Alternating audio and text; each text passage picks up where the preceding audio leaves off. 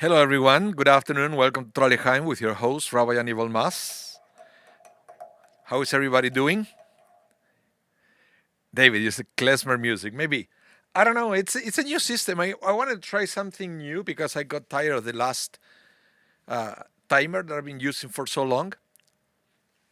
I have my coffee here. It's a double espresso today.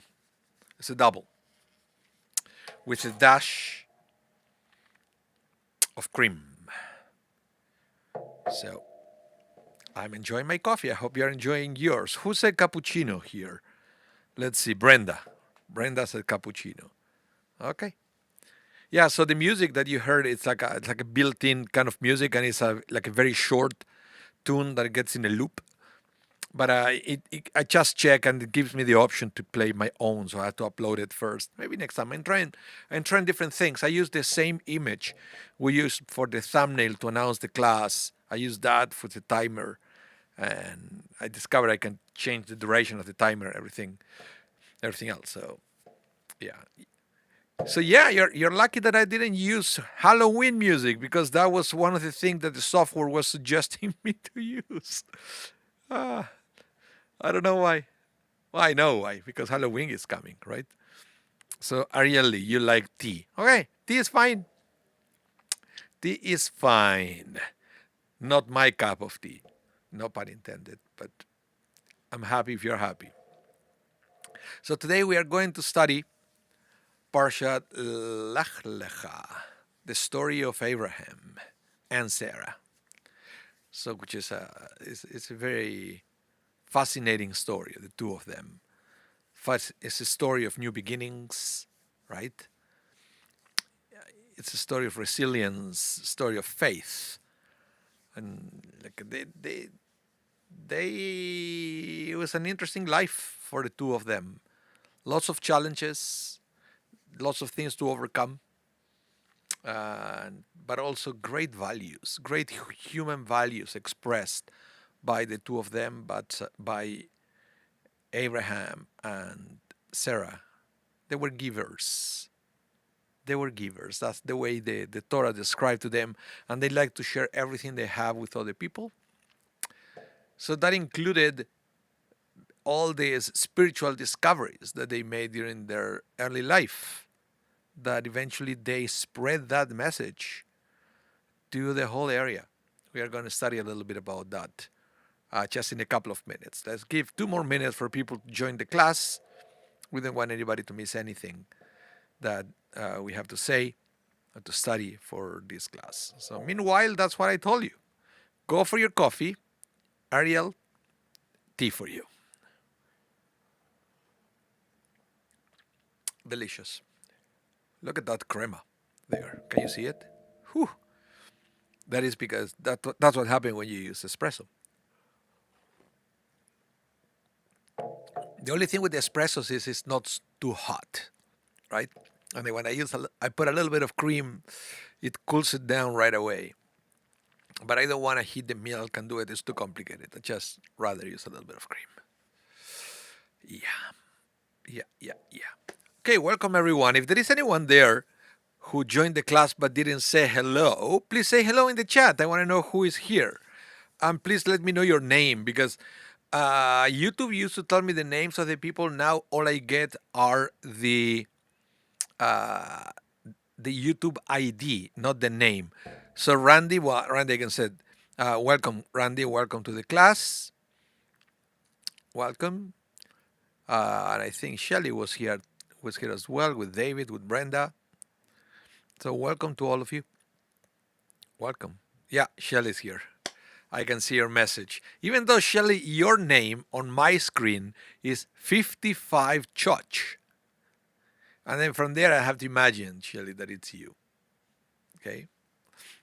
That's the thing with the YouTube changes things all the time, doesn't me? Keeps me on my toes. YouTube keeps me guessing.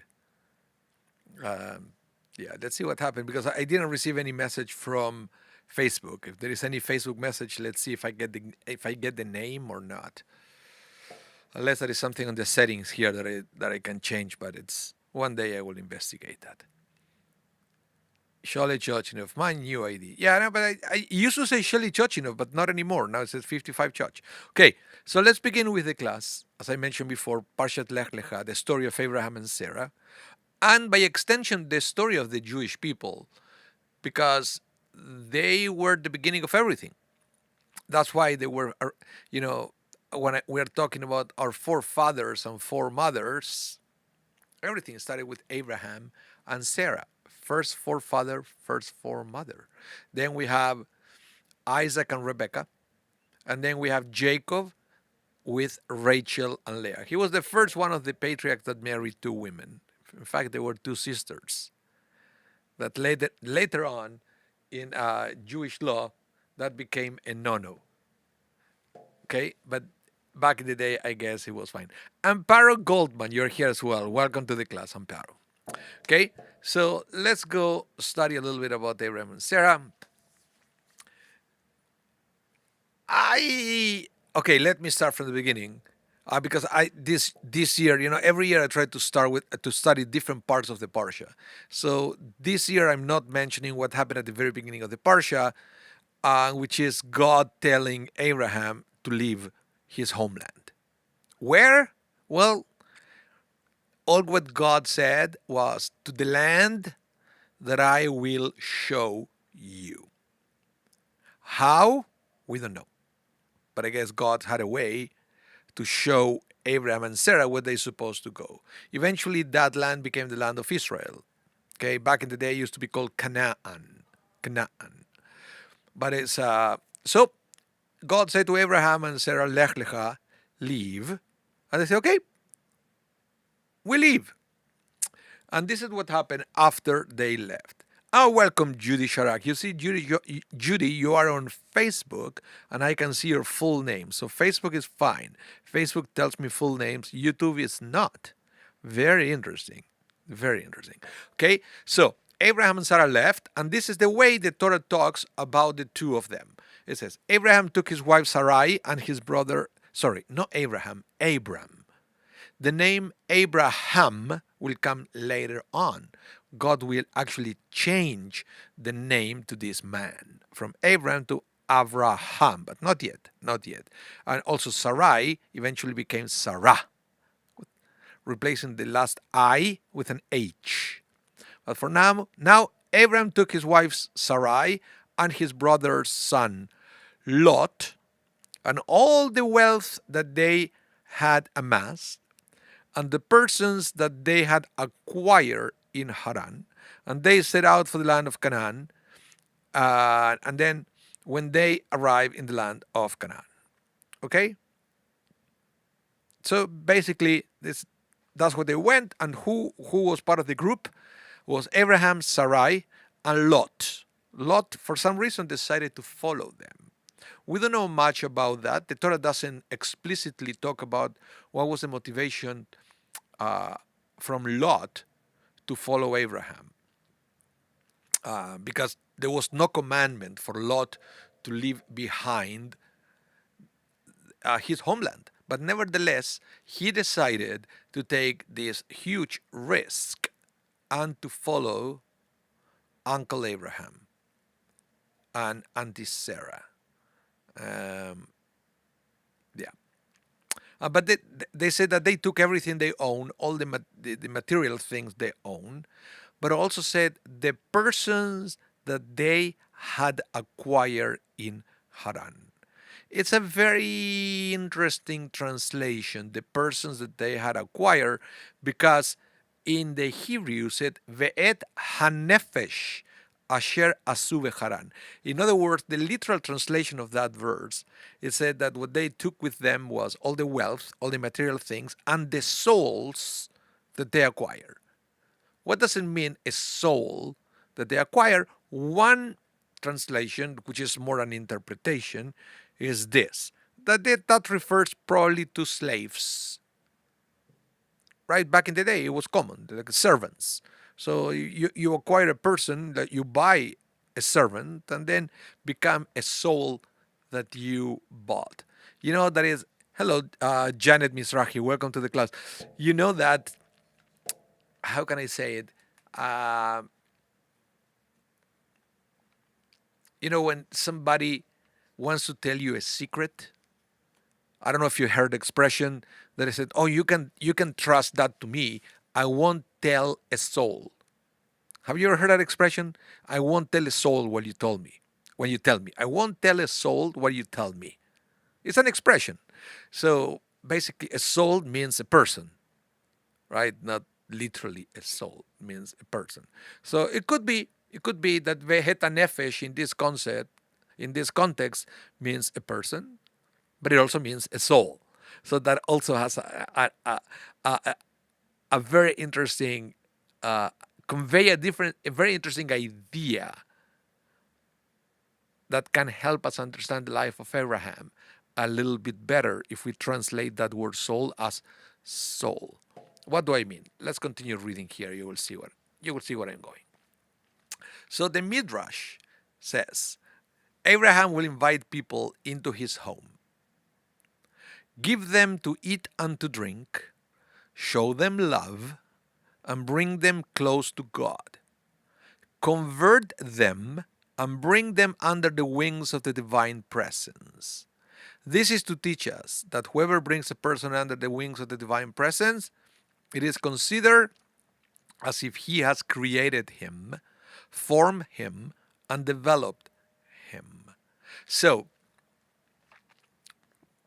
in this interpretation from the Midrash, what it says that the reason why the Torah says the souls that they acquired, it means the souls that they transformed, that they touched. Because remember, Abraham came from a place where people were pagans. They believe in multiple God. They worship idols. Abraham had a different idea on how to relate to the divine. For starters, Abraham believed that there is only one divine being, that is Hashem, the one divine being. So he will invite people home, right? And over lunch or over dinner, he will talk to them about his belief on God. And I guess some people like what Abraham have to say, and they kind of because they kind of converted. I say kind of because there was no religion, so there was no formal conversion. There wasn't even circumcision back then. It didn't came until, you know, after a few events that God made a covenant with Abraham, and that covenant included the circumcision, but not yet, not at that point. So converting meant that these people were convinced that Abraham was into something special, to the point that they decided to follow him once Abraham left town. Which can you make sense? When there is somebody that is so important to you, uh, and then you follow the person wherever they go, wherever they go. It's not uncommon from, and in the Jewish history, in every country that I went, there are stories of popular rabbis that they leave, and some people leave after the rabbi, because they like what they have to say, so they follow to the next shul they go. Or with cantors, that happens the same thing. I did it once in Argentina with a martial arts teacher, where he left the gym where he was, the dojo where he was, but I really liked that guy. I thought it was amazing. So I found out where he went, and I followed him. I went to the other thing because I believe in his method and what he was teaching. So this is pretty much the same. Abraham was teaching about something. We don't know all the details on how Abraham was teaching, but it looks like some people were very moved by Abraham philosophy to the point that they decided to follow him to the land of Canaan, and Abraham was happy that they will follow him. Yeah. Brenda, you said that's because the secret morphs into something different. Oh, you think that's why people say, I won't tell a soul? That's what I mean? I won't tell a soul? Yeah. And Shelley said they appreciated his philosophy of life. Probably, probably. I wish I would be.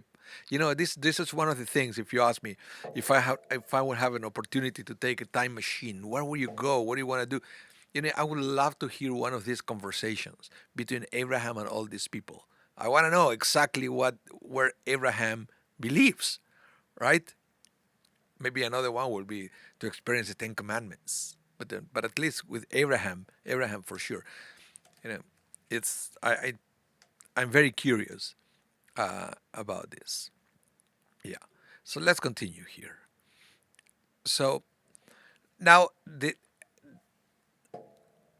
is another verse after that episode that the rabbis understand that continues the same pattern, explaining how Abraham was actually sharing his philosophy and his theology with other people. Let me explain. Let me explain. It says, from there they moved on to the hill country east of Bethel and pitched his tent, with Bethel on the west and Hai on the east. And he built there an altar to Adonai and invoked Adonai by name. Okay? I'll give you a second. Read that again because it's very important, and how the rabbis will take one word from that verse to explain something wonderful. Now, they say, listen to this because this is beautiful. What it says, he built there the altar to Adonai and invoked, in Hebrew, Vayikra Veshem Adonai. Vayikra Veshem Adonai, invoked Adonai by name. And the rabbi says, listen to this from the Talmud. He said Reish Lakish. That was the name of the rabbi who's talking here, Reish Lakish. Said Reish Lakish, read not, and he called or invoked Vayikra, but he made others to call Vayakrei. That's the way Reish Lakish, you know, this is a midrash from Reish Lakish. It's like, don't read Vayikra, read Vayakrei. This is very common in Talmudic language. This is to teach us that Abraham caused God's name to be spoken in the mouth of all passers-by. How so? After they ate and drank in his home, they wanted to bless him. Said he to them, have you eaten from mine? Your food has been provided by the God of the world. Thank, praise, and bless he who spoke the world into being. And this is a beautiful thing. When you go, somebody invites you for lunch or for dinner or for brunch, whatever, right? And then at the end of the meal, you will look at your host and they will say, thank you very much for the food that you served me. And that is exactly, looks like, was the same in those days, back in the day. On top of that, well, thank you very much for the food. Let me give you my blessing. And the blessing invoked their own gods. But Abraham said, no, no, no. Blessings, not to me. I didn't give you anything. You have to thank the real provider of everything. And that is Adonai. And so basically, Abraham was the one that it wasn't just about him blessing in the name of God on a regular basis, but guiding people to be thankful to the Creator, to understand that things don't come from people. Things come from God through people. Do you understand the difference? It's not the same as to say things come from people as to say things come from God through people. In other words, when you think that way, you realize that even about yourself, that we are nothing but a conduit from God's blessing to flow into the world. Hello, Holly Mandelkern. Welcome to the class. So this is something that also is present in this week's Parsha when God said to Abraham, I will bless you and you will be a blessing. It's a very famous verse of this Parsha. I will bless you and you shall be a blessing. What does it mean, I will bless you and you shall be a blessing? It means that truly becoming a conduit from heaven to earth. So we become the channel for blessings that they are stored, so to speak, in heaven to reach earth, to reach the people on earth. So we become the intermediary between earth and heaven. We become like a pipe connecting the two. And this is the interesting thing, because as we become this pipe to connect heaven and earth and to bless people, it's interesting that part of that blessing stays with us. And this is a fascinating theology of, the more you bless, the more you are blessed in the process. The more you bless, the more you are blessed in the process. Let's go back to the image of this pipe connecting heaven with earth, right? It's like, try to imagine a real pipe that it goes from a cistern, right, to a tap. When that's how we get water in our houses, right? You open the tap and then you get the water, but the water comes from a cistern. Who knows what it is? And there is a long pipe that will carry the water. Okay? And I don't know if you realize that when the pipe carries the water, the pipe gets wet in the process. But I wouldn't say that the main reason why we have pipes is for the pipes to get wet. That is a byproduct of the process. The main reason we have pipes is to transport water from point A to point B. But the pipe gets wet in the process. So the same happened with the blessing. We become this pipe connecting heaven and earth. The reason why God has that pipe, us, is to transfer the blessings from point A to point B. That's the main reason. But in the process, we get wet as well. We get blessed as well, just by transporting those blessings. So this is the thing. The more you bless, the more you get blessed. And that was the promise that God made to Abraham. I will bless you, but with the condition that you become a blessing. So the more you bless, the more you're going to get blessed. And that was a reality all along Abraham's life, if you analyze, with all the ups and downs that they may have. So Ariel Lee, what you said, I can't help but think of the beautiful David Friedman song. Yeah. And you shall be a blessing. You shall be a blessing. Lech Lecha. Yeah, remember that? Lech Lecha, to a land that I will show you. Lech Lecha. Na da die die die die die. I don't remember the rest. But yes, it's a great song by David Friedman. Absolutely. Absolutely. So here we have Abraham, that he didn't believe in the concept of becoming a blessing of other people, and that it also included to teach them to be grateful, but grateful to the right source. Okay? Yeah, yes, Rabbi Love, maybe singing in the next service. Yeah, we were thinking about that, but we have a bar mitzvah this coming Saturday, so it was not part of the bar mitzvah training. They're doing their own thing, so yeah, I hear you, Ariel, but I don't think it's going to be part of the service. Anyway, yeah, yeah. Okay, let's continue. Okay, so listen what Maimonides it says about Abraham. A beautiful comment. He said, after this prodigious child was weaned, he began to muse. So this is the prodigious child was Abraham, and it's talking. Maimonides is trying to understand how in this world Abraham came out with this beautiful idea of the one God and the creator of the world, and being thankful to God and not to people. And where did that come from? Which says, after this prodigious child was weaned, he began to muse.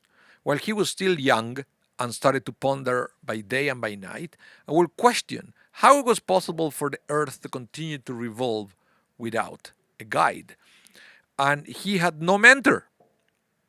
Right? This is the thing. Although this is debatable, there are other comments that say that Abraham did have a mentor. And you know who was Abraham's mentor? None other than Noah. Remember Noah, back in the day, those people used to live like 1,000 years. And technically there is an overlap between the two. And if it wasn't Noah, it was Noah's son, Shem. Okay? Maybe. But according to Maimonides, he will say, you know, Abraham basically had no mentors. Remember this, the whole story of Abraham, according to the Torah, if you follow the biblical narrative, it was only 10 generations after Noah, after the flood. 10 generations. It wasn't much time for the world to repopulate. So not too many people, and he had no mentor, nobody to teach you. In the same way that Noah, back in the day, didn't have anybody to teach him all the things. So we have here two great people that they kind of figure things out by themselves. If not everything, some of the things. Some of the things. They have to figure it out by themselves. So, and he, Abram, had no mentor. Nor did anyone reveal anything to him, but he was immersed in Ur-Kasdim among foolish idolaters. His father and mother and all the people serve idols, and he will serve with them, while his heart pondered and mused, until he understood the path of truth and realized the line of justice by virtue of his own correct reasoning. Okay? Then he came to understand that there was only one God, and that he was the guide of the celestial will. He created everything, and that there is no God among all creation creation other than him. So yeah, I remember that some people said there is no contradiction because this is young Abraham, and eventually he was trying to find somebody to agree with him, and that's how he found Noah and Shem to teach him more about this. But at the beginning, when he was a child, he had no inspiration. Nobody ever taught him. He figured this out just by looking around. It's a beautiful concept, and how we can all discover a lot, if not everything, but a lot about God by ourselves. We can discover enough to motivate us to study more. Then yes, you can go to books, you can go to classes, and then you can study more. But at the beginning, there is this process of self-discovering just by looking around, just by asking questions to yourself, and then discovering the world around. Yes. Brenda, you said, are you doing Kabbalah Shabbat this week? No, I am not. It's Rabbi Carney this Friday doing Kabbalah Shabbat. Yep. I mean, it's Friday of Halloween. And he is going to do the service. Let's continue. Okay? Now, let's study more. Let's talk more about Abraham. Because the Torah define Abraham in a very interesting way. And this is a word that I'm gonna say that we still use it. We still use it as a way to define the Jewish people, right? But it's coming from this parsha, as it says the following. Okay, a fugitive brought the news to Abram the Hebrew. LeAvram ha'ivri, ivri, says in the translation. Okay, and this is a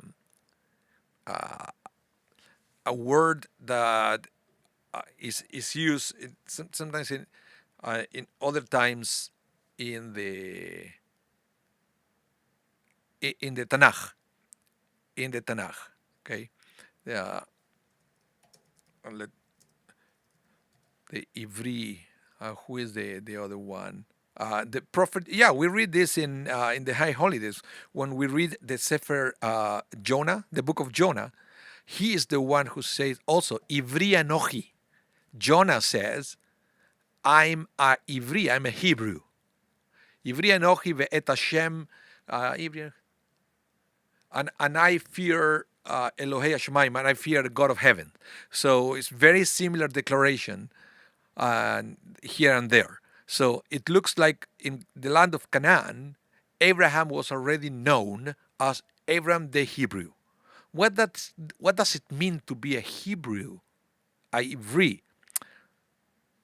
I don't know if you ever thought about that, because we say, yeah, we are descendants, we Hebrew, the Hebrew people, but where is that coming from? Different explanations of what it means to be a Hebrew. Okay?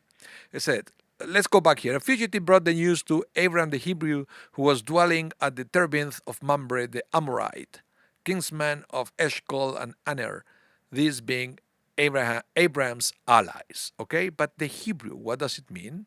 Listen to this, because it's beautiful. And this interpretation is taking the word Hebrew as a spiritual thing, that it says Abraham is called the Ivri, the Hebrew, meaning the one who comes from the other side of the river, from ever I am. Ever means from the other side, which is something very interesting, because it looks like, because he was a foreigner there, right? And when you move to the new land, people will ask you, where are you coming from? Well, I'm coming from the other side of the river. Oh, you're an Ivri. You're one of those. Ivri, Hebrew in English, right? That is one interpretation. That's coming from the other side of the river, literally, geographically. Okay? So that's what Rashi said. This is a geographic description of Abraham's history, because he came from the other side of the river physically. But there is more for the rabbis. There is more about this description of Abraham than just a physical river. So what they say is, and you will read this in Midrash Breishit Rabbah, said, Avram the Ivri, Rabbi Yehuda said, this teaches us that the entire world was on one side and he was on the other side. So think about it. Think about this. From a theological point of view, maybe from a spiritual point of view, what does it mean to say about a person, I'm coming from the other side, or I belong to the other side sometimes? And you're not talking about geography here. What is the other side? And I will give you a minute to type your ideas here in the chat. What do you think it means to be on the other side?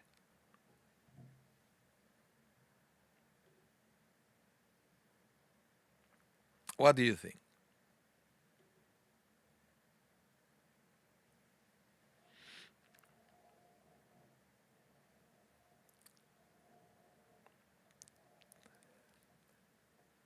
Because beliefs. Okay, that could be one thing, the beliefs. Thank you, Randy. Like, everybody believed one thing, right?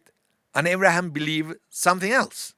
So you are on this side, I'm on the other side. Brenda, you said perhaps a convert. Okay. Well, he was a convert in the sense that he embraced a new theology at one point of his life. So you can tell that he created his own religion and converted to it. Yeah. Shelley Judge, you say could be family, in laws of otherworldly. Okay. Okay. The, the, the other thing, other interpretation of the other side are also about talking about spirituality as well. When the world embraced a more materialistic approach to life, Abraham belonged to the other side, to the spiritual side, and that was his motivation to live life. But all this holy Mandelkern said it could mean from the opposition, or it could imply that wholeness demand including all sides. Okay, yeah, because interesting that even though Abraham comes from the other side, he was now living on this side, but he was still recognized as the one who represents the other side. And at the end of the day, that is all about being Jewish, because we don't reject this side, this world. We don't reject this world. All we do is we embrace the other side and we make it present on this world, on the side of the material world. That is the challenge. Eventually, that is going. Eventually, that is going to be represented as well by Jacob. Okay, Jacob is the one And we are going to study more as we keep moving into the patriarchs and matriarchs. Now we are just of Abraham, but Jacob also had the same thing, being able to put together the two sides. How do we know that? Because when he went to Isaac to receive the blessing of the firstborn, remember that he dressed up as his brother Esau. So remember, Abraham was going blind, so he wasn't sure. But Abraham said, "Hold on a minute. You know, the skin is the skin of the skin is the skin of Esau, but the voice is the voice of Jacob." And there is this beautiful interpretation that the fact that Jacob was able to show, externally as Esau, but internally he was still Jacob, was the proof that Isaac needed to release the full extent of the blessing, because he realized that Jacob was able to put the two worlds together. The concept of the Ivri, the concept of the Hebrew. Hello, Roberta Gross. You said had an accent. Yeah, maybe. Randy, you said Leonard Cohen's song, "I See You Standing on the Other Side When the River Gets So Wide." Interesting. I don't know that song. Remember, I grew up with Spanish songs in Argentina, so I will have to check on that one from Leonard Cohen. Okay. Thank you, Roberta, for sharing that. So, Avram Ahivri. So, let's continue with this concept. So, back to the Talmud. Back to the Talmud. This is from Masechet Pesachim. It says, when the wicked Nimrod, he was the king, of Abraham homeland. When the wicked Nimrod threw Abraham into the furnace, the angel Gabriel said before God, "Lord of the world, I will descend and cool and save the righteous one from the furnace." God answered him, "I am singular in my world, and he is singular in his world. It is fitting for the singular to rescue the singular." So basically, said that God went personally to save Abraham. No angels. God got a person. But this is telling you here about the close relationship that Abraham had with God. And that was also represented by being recognized as the one from the other side. The other side, spiritually, is the side of God, the side of the unity. I don't want to go too deep into Kabbalah here, but that's exactly what it means to be from the other side. That is the side of God, the one that we are always trying to bring here down to earth. And yeah. Now, the other thing that is interesting about Abraham is, and this is expressed on Pirkei Avot, this is part of the Mishnah, where it said, Abraham was challenged with 10 tests and overcame all of them to inform us how great was the love of our father Abraham for God. And this brings us to the concept of God tests. And I'm curious about your opinion, guys. What is a test from God? What is your understanding of a test from God? And why will God need to test people? Do you have any idea of that? What is the idea?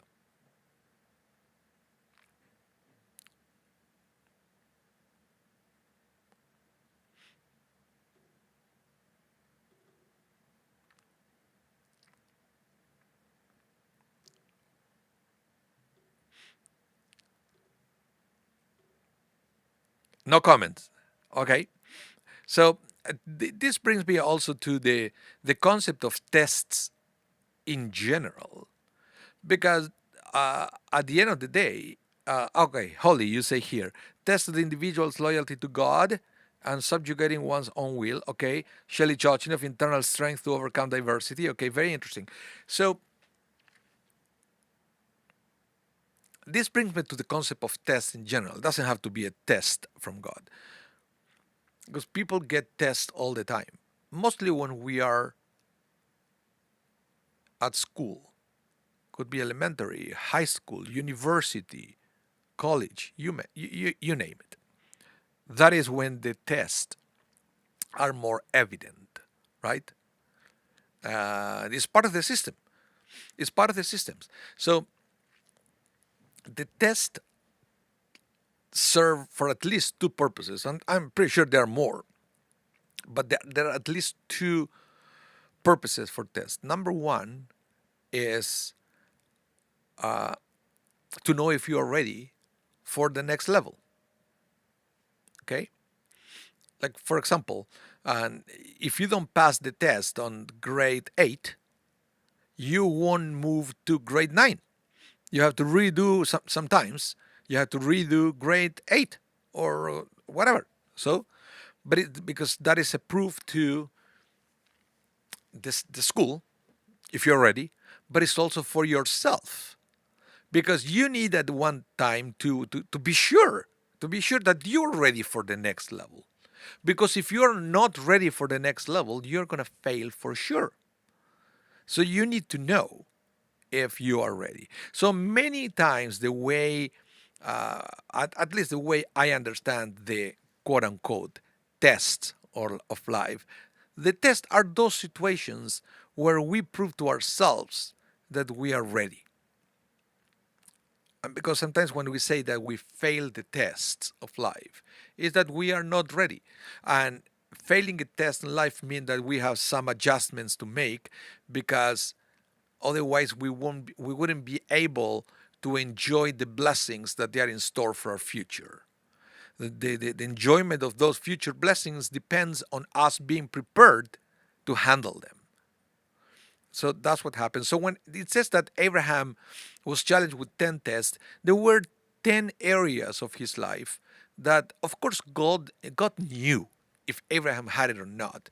But sometimes Abraham had to discover and have to be sure and secure on himself that he was strong enough in those areas to keep moving forward, to be prepared for the next level.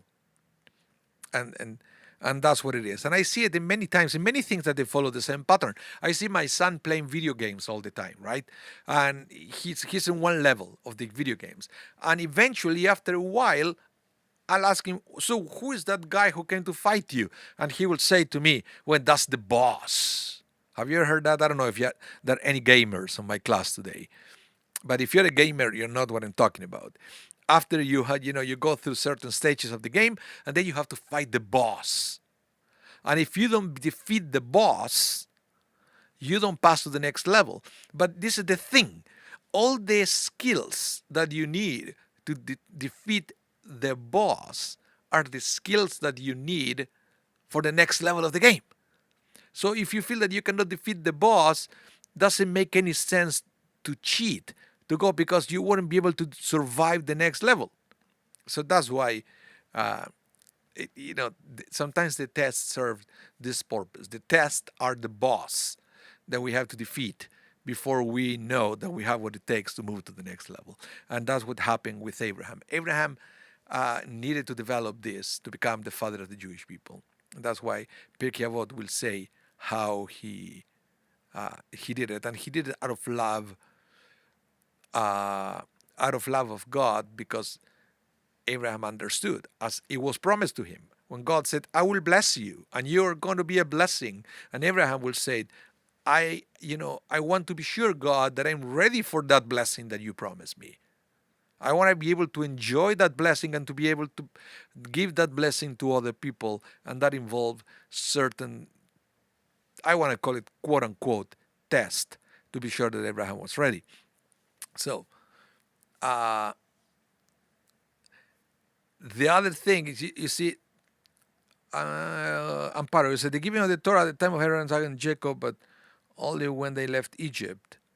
So basically there was no Torah at the time of Abraham, Isaac, and Jacob. There was no formal Torah. There is the concept that the patriarchs kind of understood the concept without the Torah being revealed.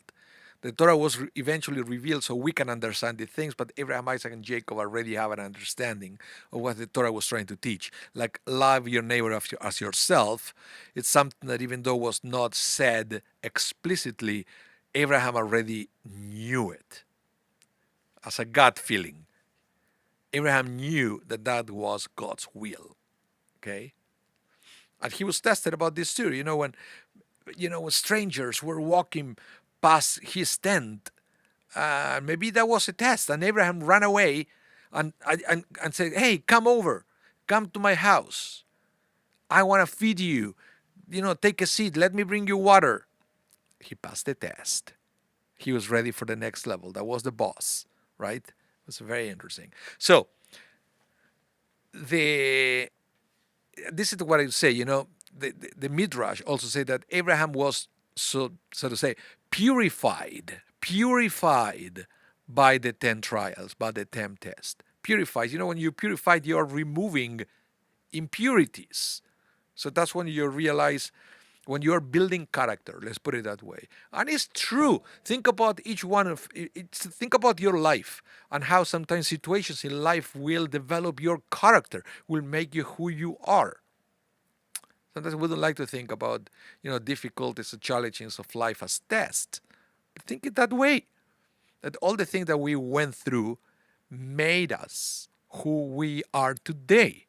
The same way that everything that Abraham has to go through made him who he became to be. So that's why the Midrash will say here, quoting the scripture, God saying is pure, okay, explains Abraham was purified by 10 trials, and these are the 10 trials. So now the Midrash will say which one were the 10 trials that Abraham had to go through. Number 1, he was thrown into the furnace. As it says, I am God that took you out from Ur Kasdim. So what do you mean taking you out? Ur Kasdim is a geographic place, but is also understood as a furnace because of the meaning of the word. There is a midrash saying that Abraham was a troublemaker in Ur, that the city of Ur, before he left, before God said Lech Lecha, before God said to him, leave. He was a troublemaker, and the king of the place didn't like Abraham because he was stirring the pot. So he said, I will kill you, and I will kill you by throwing you into a furnace. And that was a midrash that I read before, that God, the angel Gabriel said, I'm going to rescue Abraham. And God said, no. I will rescue Abraham personally. So the first challenge was the furnace. Okay, how do you know that? Because God says, I took you out from the quote-unquote furnace. That's a different way of reading Ur Kasdim. It's from the furnace. Okay, number 2, second test. God instructed Abraham, go for yourself. So the Lech Lecha, leave everything behind, was a test. Test 3 and 4, 2 tests concerning Sarah, concerning his wife. Okay, that it was, remember that she couldn't conceive, and then you had to go to Egypt. So there was things concerning Sarah. Number 5 was when he accepted being with Hagar to have a child. Okay, number 5. Number 6, all the challenges with Ishmael, with his son, with Sarah, with Hagar. And when he was told, drive out this slave woman with her son, he has to kick out of his house the woman with his son. And it was a test. It was a test. Do you trust God enough to realize that they are going to be okay? Because God is telling you, send them out of your house. And Abraham thought, it's hot outside, it's a desert, it's dangerous. And the test was, did Abraham trust God enough to let them go, knowing that God was going to protect them? Which he did. So he passed the test. Then the next one was going to war with the kings. The kings, there were a group of kings that they captured Sodom and Gomorrah, and his nephew Lot was living there. And Abraham was able to put together just a small army, and he had to go against all these kings. That was a huge test of faith. God saying, don't worry, You're going to succeed. But how can I succeed with such a small army? I don't have what it takes. And God was telling him, yes, you do. Trust in what you have. You see, guys, all these things are talking to us as well. This is a very common test that we have all the time. When we feel that we don't have enough for what is in front of us, it's a test. It's a test. You have to say, you have to realize that God is saying to you, I didn't bring you this far to leave you alone. I didn't bring you this far to leave you alone. Trust in what you have. Don't say about yourself, I'm too young, I'm too weak, I don't have the resources. Go for it. You have what it takes. And that was um, one of the tests. The other one was the circumcision. Okay, and it's interesting because it's just talking about things that you may not understand. I think circumcision back then and now is the same, where we don't know why. Some people try to understand about the physical benefit. I don't think we should go there, but that's not the reason. That's not why circumcision is there. If you ask me, it's all about it's you do it out of faith. You do it out of faith. And that was one of the tests. And then the next one, the covenant between the parts when he prophesied that his descendants would be enslaved for exile. So can you imagine God telling Abraham, this is all good. We are going to make a covenant, but your descendants are going to be enslaved. Abraham could have said, if that's the future, I'm out. But he didn't. He trusted. He trusted that it would be something positive coming after slavery, and that was the Torah and the promised land. So Abraham trusted. That was another of the tests. And the other one was the Akedah, the binding of Isaac. That was the ninth one, with the test of Isaac. Take please your son, your only son, and sacrifice it, bring it as an offering to me. And Abraham kind of got with it, and then last minute God said, stop. That was the last test. I hope you realize how wonderful you are. I hope you realize how strong your faith is. You're ready for what's coming next. Okay? So it says this is what happened with the test.